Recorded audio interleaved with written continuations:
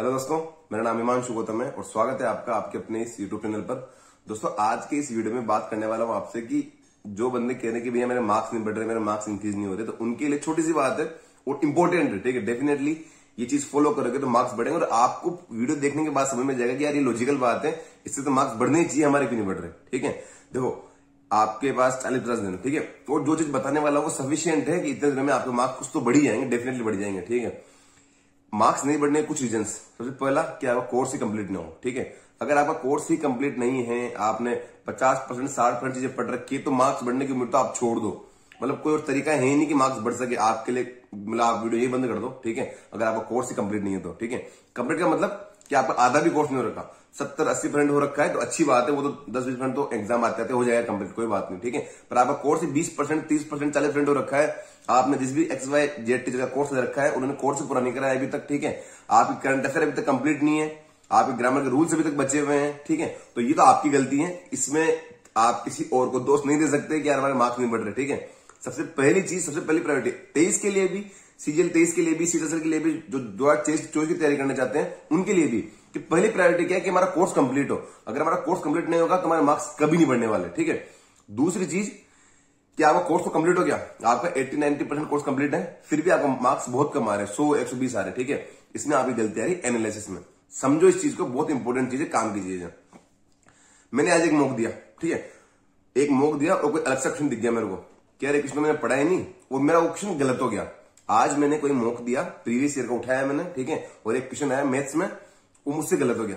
कोई बात नहीं, एग्जाम जब से 1 घंटे का मॉक कंप्लीट हुआ, सॉल्यूशन में गया, मैंने देखा कि यार अच्छा ऐसे करना था, मैं नहीं कर पाया, मैंने अपने नोट्स में लिख लिया, जहां भी मैं नोट्स बना रहा हूं अपने वहां लिख लिया कि यार जब ऐसा क्वेश्चन है तो ऐसे करते हैं, मेरी गलती थी। ठीक है, आज मैं डेली मॉक दे रहा हूं, 2 या 3 दिन बाद जो मैंने मॉक दिया उसमें सेम टाइप का क्वेश्चन रिपीट हुआ।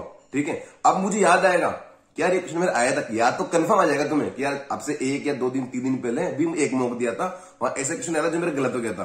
क्या पता आप इस बार थोड़ा बहुत पेन से कुछ कर पाओ, ठीक है, कुछ कैलकुलेशन कर पाओ, कुछ फॉर्मूला लिख पाओ, पर क्या पता आपका इस बार भी वो क्वेश्चन गलत हो जाएगा। मान लो आपकी इस बार भी गलत हो गया, ठीक है, वापस आप सबमिट किया एग्जाम को, छोड़ आपने सॉल्यूशन में देखा, फिर कहा अच्छा यार ऐसे करना था, कोई बात नहीं, आपने ऐसे समझ लिया, फिर आपने उसको बैठ गया। ठीक, 2 या 3 या 1 वीक बाद आप फिर से कोई मॉक दे रहे हो, क्योंकि चीजें रिपीट होती है ना, फिर वो क्वेश्चन वापस रिपीट होगा। ठीक है, इस बार आप कहीं ना कहीं आंसर तक पहुंच जाओगे, पर आपको टाइम लगेगा। इस बार आप फॉर्मूला लगा के पूरी कैलकुलेशन करके, आपको याद है कि इस एक ही वीक में मेरे 2 बार वो क्वेश्चन आ चुका, मैं गलती कर चुका था, तो इस बार आप मतलब एंड तक पहुंच जाओगे, और पर टाइम लगेगा आपको कि 1.5 मिनट लग गया, 2 मिनट लग गया, पर आंसर तो आ गया मेरा। ठीक है, इस बार वापस से आपने सोल्यूशन देखा, समझा कि यार बिल्कुल मैंने एक चीज सही से की है जो मैंने पढ़ी थी पहले, पर टाइम लग गया मेरे को।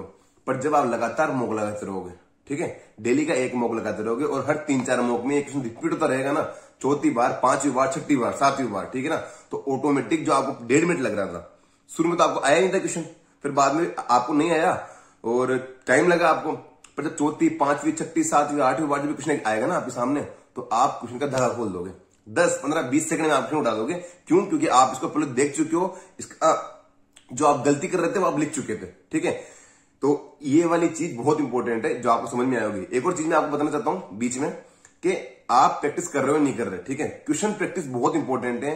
प्रैक्टिस मॉक का मैंने बता चुका पहले आपको कि फ्री ऑफ कॉस्ट, आपका 1 रुपया नहीं लग रहा। जितनी ज्यादा आप क्वेश्चन प्रैक्टिस करोगे उतना ज्यादा आपको फायदा होगा। ठीक है, इनके मिनिमम का मतलब आ रखे, फ्री लिखा हुआ रहता है, आपको दिख रहा होगा। ठीक है, मिनिमम का रखे, ठीक है, वो बिल्कुल फ्री है। पहले 90 तक 93 के नए एड भी करते रहते हैं। इसके अलावा रीजनिंग के, जीके के, इंग्लिश के, मैथ्स के, करंट अफेयर के, जनरल अवेयर्स के, सबके क्विज इन्होंने 5-5, 10-10 मिनट के क्विज अपलोड कर रखे हैं। ठीक है, फ्री ऑफ कॉस्ट है। 10 मिनट का क्विज, 5 मिनट का क्विज, जबकि आपको लग रहा है, जब भी आपको लग रहा है कि 10 मिनट मेरे पास बचे हुए हैं, ठीक है, तो एक क्विज लगा लो आप। क्वेश्चन प्रैक्टिस बहुत इंपॉर्टेंट है, लिंक मैंने डाला हुआ है, सब फ्री ऑफ कॉस्ट है, जाओ और क्विज लगाओ। डेली के कम से कम 5-5, 10-10 क्विज लगाओ यार। मैं को बताऊं आपको, मेरे साथी लोग हैं, रैंक आएगी तो बताऊंगा उनको, ठीक, आपको बताऊंगा, मिलवाऊंगा उनसे, वो तैयारी कर रहे हैं। मैंने उनको बताया कि भैया फ्री क्विज आ रखे हैं, उन्होंने लगभग 100-150 क्विज लगा लिए, पता है, 150 प्लस डेली के 10, 15, 20 लगा, जब भी 5 मिनट बचता है एक क्विज लगा लिया, फिर 5 मिनट आए बच्चे, उसके बाद फिर एक क्विज लगा लिया। ठीक है, क्वेश्चन प्रैक्टिस बहुत इंपॉर्टेंट है, तो वो आप करो, लिंक मैंने डाला हुआ है। ठीक है, तो क्वेश्चन वाली बात आपको समझ में आएगी कि जब चीज बार बार रिपीट होगी ना आपके पास, एक क्वेश्चन 10 बार आप कर लोगे तो ऑटोमेटिकली आपका स्कोर बढ़ जाएगा, क्वेश्चन आपको आने लग जाएगा। नंबर ऑफ क्वेश्चन फिक्स है। मैं आपको आज भी कह रहा हूं, मैथ्स में एक भी चीज नहीं आने वाली, ठीक है, या जीके में कुछ नया नहीं आने वाला। जो चीजें पुरानी आ रही थी वही चीज वापस से आने वाली है। ठीक है, और क्वेश्चन जब मैथ्स में बताया आपको कि डीआई आता है, ठीक है, डीआई के 4 क्वेश्चन कुछ भी नहीं बदलेगा, डेटा बदलेगा, ठीक है, वही टाइप जो पहले पिछले 1 साल से आ रहा है। चलो आपको पता करना है ना कि चीज रिपीट हो रही नहीं हो रही, ठीक है। 2020 और 21 के पेपर देख लो और 22 में देखो कि वो चीज रिपीट हो रही नहीं हो रही। 2020 सीजीएल 20 और 21 के जो पेपर हुए थे प्री वाले, एक बार वो देखो आप, ठीक है, और 22 में देखो कि सेम चीजें आ रही नहीं आ रही, आप ऑटोमेटिक समझ जाओगे कि यार भैया तो एक ही चीज रिपीट हो रखी है, ठीक है। तो यही स्ट्रेटेजी है कि आइए बताओ मैंने क्या बोला कि एक चीज, एक क्वेश्चन जब आपके 10वीं बार रिपीट होगा ना, या 8वीं 9वीं बार क्वेश्चन रिपीट होगा तो आप उसका धागा खोल दोगे। पर जब आप मोक की 10 ही लगाओगे, ठीक है, तो रिपीट कितनी बार होगा? 2 या 3 बार रिपीट होगा। 10 मोक लगाओगे तो उनमें कोई क्वेश्चन कितनी बार रिपीट हो सकता है? 2 बार, 3 बार हो जाएगा, ठीक है। इसमें सीख जाओगे आप? नहीं सीख सकते, ठीक है। मोक लगाओ, 100 मोक लगाओ, 150 मोक लगाओ, 200 मोक लगाओ, जितनी ज्यादा प्रैक्टिस कर सकते हो आप उतनी प्रैक्टिस करो। 100 मोक लगाऊंगा तो ये तो पक्की बात है कि 10,000 क्वेश्चन मैंने प्रैक्टिस कर ली। एक मोक में 100 क्वेश्चन होते हैं तो 100 मोक में 10,000 क्वेश्चन हो जाएंगे, ठीक है। तो एक क्वेश्चन कम से भी कम 10 बार तो रिपीट होगा, तो गारंटी है। चाहे इंग्लिश का कोई ग्रामर का रूल हो, ठीक है, इसके बाद ये आएगा, या जीके में कोई टाइप हो कि यार ये मतलब करंट अफेयर पूछी जा रही है, या इंडेक्स पूछी जा रही है, थीम पूछी जा रही है, इंपॉर्टेंट डेट्स पूछी जा रही है, ठीक है, तो वो चीज हो। या रीजनिंग में कोई लॉजिक हो, जो कोडिंग डिकोडिंग में लॉजिक लगते हैं ना, कि इसके बाद मतलब सीरीज में क्वेश्चन कैसे बन रहा है, या मैट्रिक्स में कैसे सोल्व करना है, या जो ब्लड रिलेशन का बड़े क्वेश्चन होता है, कोई भारी सा क्वेश्चन हो, तो कम से कम 8-10 बार रिपीट हो जाएंगे अगर आप 100 मोक लगा लोगे तो, पक्की बात है। और उसका एनालिसिस अच्छे से कर रहे हो आप। गलत होने के बाद देखो 100 क्वेश्चन आप मोक में अटेम्प्ट करते हो, ठीक है, 70-80 आपके सही होते हैं, 70 सही होते हैं मान लो, 10 आप छोड़ देते हो, 20 गलत हो गए आपके, तो 70 को तो आप रख दो साइड में, वो आपने कर लिया, ठीक है। 30 क्वेश्चन बचे हुए आपके पास, ठीक है, उनको आप 1 घंटा 2 घंटा जितना ज्यादा एनालिसिस कर सकते हो अच्छे से करो, पक्की बात है। एक भी सिंगल क्वेश्चन में, फिर कह रहा हूं आपको, एक भी क्वेश्चन मतलब अलग सा नहीं आने वाला, खतरनाक सा कि यार ये क्या आ गया, ये तो पहली बार देख रहे हैं। और 100 में से मैं तो कह रहा हूं चलो 5 नए क्वेश्चन आ गए। एसएससी वालों ने बहुत दिमाग लगा लिया, बहुत मेहनत कर ली, टीचर्स वालों ने वो खतरनाक पेपर बना दिया, 5 क्वेश्चन नए डाल दिए। 95 तो फिर पुराने पैटर्न में डाल रहे हो ना, तो उन्हीं को सही कर लो, उसी में स्कोर बढ़ जाएगा तुम्हारा, ठीक है। तो ये वाली बात है जो मुझे आपके साथ शेयर करनी थी कि स्कोर बढ़ाने के 2 तरीके थे। पहली चीज, अगर आपका कोर्स ही कंप्लीट नहीं है तो आपका स्कोर बढ़ने नहीं वाला, ठीक है।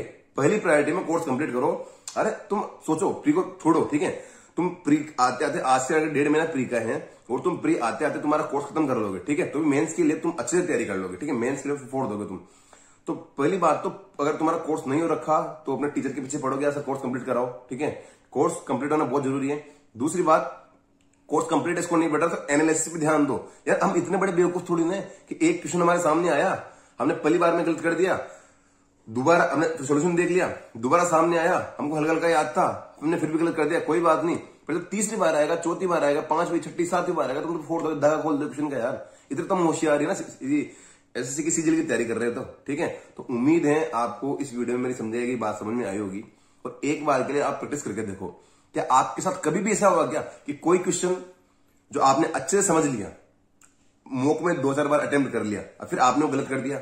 अगर आप फिर भी वो गलत कर रहे हो तो फिर तो कोई इलाज ही नहीं है, ठीक है। कोई यज्ञ कराओ बड़ा शानदार, उससे कुछ मार्क्स बढ़ जाएंगे तो बढ़ जाएंगे, अदरवाइज नहीं बढ़ रहे मार्क्स। अगर फिर भी नहीं बढ़ रहे तो मार्क्स, ठीक है, कंफर्म मैं गारंटी दे रहा हूं स्कोर बढ़ेगा, ठीक है।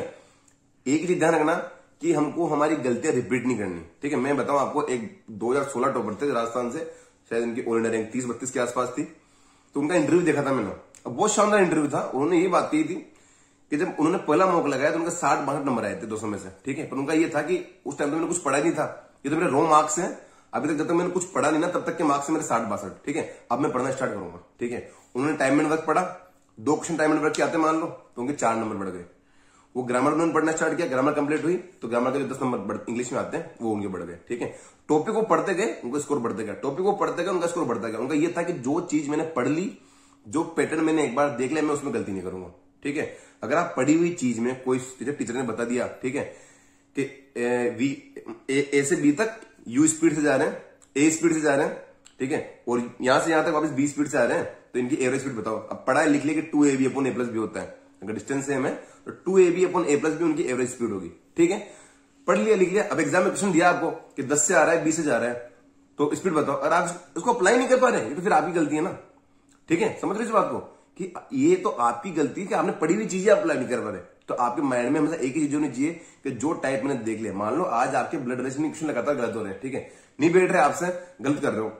एक दिन आप बैठे टेबल चेयर लेके, लैपटॉप खोला, यूट्यूब खोला, और बेस्ट से बेस्ट वीडियो किसने पढ़ा रखो, XYZ किसी भी टीचर ने यूट्यूब रिकमेंडेशन में हमेशा वही वीडियो देगा आपको, जिससे आप सर्च करोगे ना कि ब्लड रिलेशन क्वेश्चंस, ठीक है। तो यूट्यूब रिकमेंडेशन में वही वीडियो देखा जो सबसे ज्यादा बार देखे हुए हैं, ठीक है। और कोई चीज बार बार देखी हुई तो मतलब वो चीज अच्छी होगी। तो आपने वहां देख लिया, आधे 1 घंटे टाइम दिया ब्लड रिलेशन वाले क्वेश्चन को, समझ में आ गया कि यार ये पैटर्न है, ऐसे करना होता है, ठीक है। तो ऑब्वियस जब अगली बार मॉक में क्वेश्चन आएगा तो आप उड़ा दोगे उसको, ठीक है। तो यही ओवरऑल चीज थी। स्कोर बढ़ाने को लेकर, स्कोर ऐसे ही बढ़ेगा, डेफिनेटली बढ़ेगा। जब मेरा बढ़ा है, औरों का बढ़ा है, तो आपका क्यों नहीं बढ़ेगा यार? आप भी तो मतलब हमारे जैसे ही हो, ठीक है। तो गुड लक आप सभी को। क्वेश्चन प्रैक्टिस बहुत इंपॉर्टेंट है। आखिरी के दिनों में तो कर रहा हूं, हर टॉपिक के मिनिमम 50, हर टॉपिक मतलब हर सब्जेक्ट के मिनिमम 50 क्वेश्चन चलने दो। आप कहीं से भी चलने दो यार। मैं बताऊं आपको, ये मेरी बुक, ठीक है, इंग्लिश वाली बुक है। अब मैंने इसमें क्या कर रखा है ना कि यहाँ पे जो आती है तो स्टिकी नोट्स आते हैं, ठीक है, वो चिपका रखे हैं यहाँ पे फटाफट से खोलने के लिए, ठीक है। कि फटाफट मुझे खोलना है कि सिनोनिम वाले प्रीवियस ईयर करने हैं। ये मैंने खोल दिया, ये सारे प्रीवियस ईयर सॉल्यूशन आ गए सिनोनिम वाले क्वेश्चन के। मुझे पता है कि भाई मुझे मिसस्प्रेड वाले क्वेश्चन देखने हैं, ये मैंने फटाफट से मिसस्प्रेड वाले क्वेश्चन आ गए सारे, ठीक है। तो ऐसे नोट्स को तैयार रखो कि लैपटॉप खोलोगे आप, पासवर्ड डालोगे, वाईफाई से कनेक्ट करोगे, फिर आप क्वेश्चन करना स्टार्ट करोगे, मान लो, ठीक है। इससे अच्छा कोई आपको नोट्स रखियो, प्रीवियस ईयर की पीडीएफ रखी है आपने, फटाफट सॉल्व करना स्टार्ट कर दे। क्वेश्चन प्रैक्टिस जितना ज्यादा करोगे उतना फायदे में रहोगे आप, ठीक है। चलो, थैंक यू सो मच आप सभी का, आपने वीडियो यहां तक देखा, और गुड लक आप सभी को।